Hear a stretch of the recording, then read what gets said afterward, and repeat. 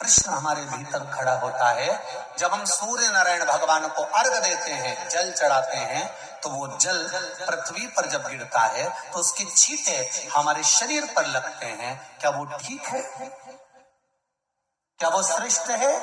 तो शिव महापुराण की कथा कहती है, जब हम सूर्य को अर्घ देते हैं, सूर्य को जल चढ़ाते हैं, वो पानी जब पृथ्वी पर गिरता है, उसके छींटे हमारे शरीर पर लगते हैं, तो वो श्रेष्ठता का भाव निर्मित करते हैं। वो गलत नहीं हो सकता। कारण अब वो भी समझ लीजिए।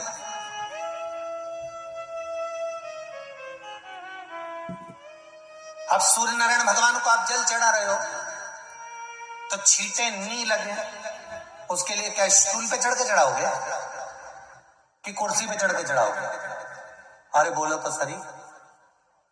अब कई लोगों के दिमाग में यह बात भरा गई कि हम भगवान को जल चढ़ाते हैं, वो हमारे शरीर में छींटे लगते हैं, जमीन पे से पानी गिरता है, वो हमारे शरीर को छींटे लगते हैं, भगवान को अच्छा नहीं लगता होगा। कौन ने कहा? पहले तो उसको पकड़ के ला।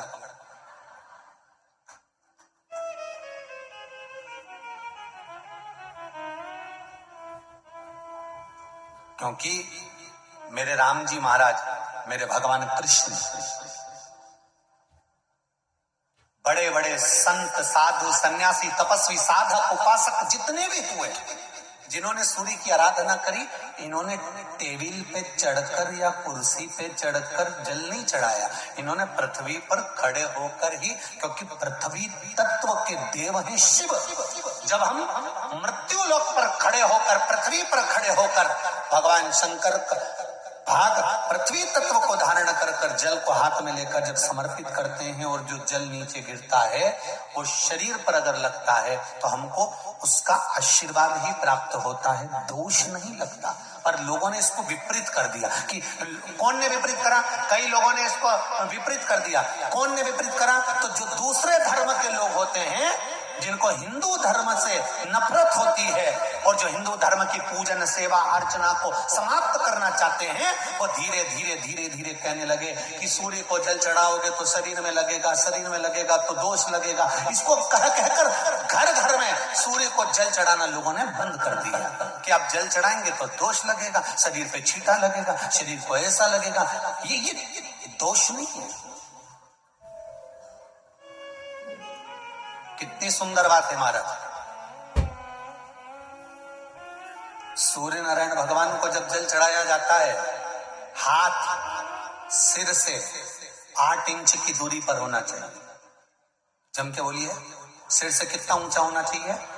8 इंच ऊपर अपना हाथ होना चाहिए मस्तक से सूर्य को जल चढ़ाते समय। और ना चांदी का, ना स्टील का, ना लोहे का, ना प्लास्टिक का, ना कांच का, ना सोने का कोई बर्तन, ना कांसे का, ना एल्युमिनियम का,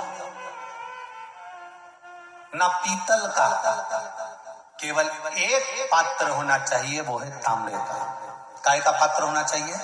तांबे का पात्र। और सूर्य नारायण भगवान को जब 8 इंच ऊपर तुम्हारा हस्त है, और जब हम सूर्य को जल चढ़ा रहे हैं, कैसे जल चढ़ाना है वो भी समझ लीजिए।